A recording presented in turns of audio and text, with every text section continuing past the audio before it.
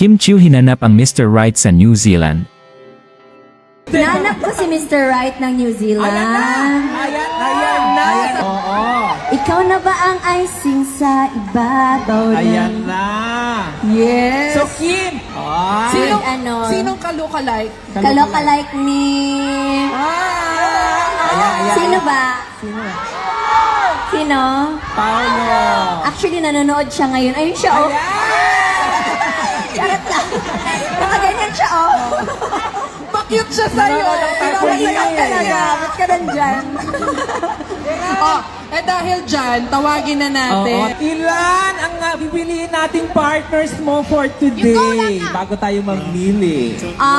Syempre, tatlo for I love you. Ayan, I love you. Grabe naman sa love. Like you na lang. I like I you. like you muna.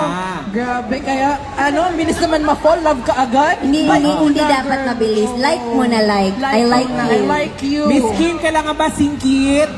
Kahit ano. Nakadinig ka ng very loving daw po no ang mga Mr. Right ng New Zealand.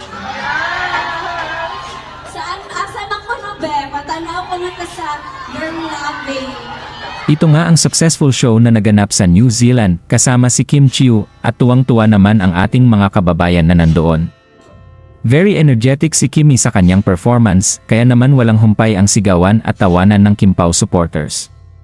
May isang naiyak pa talaga dahil nagpapasalamat siyang nakapunta si Kimi sa kanilang lugar.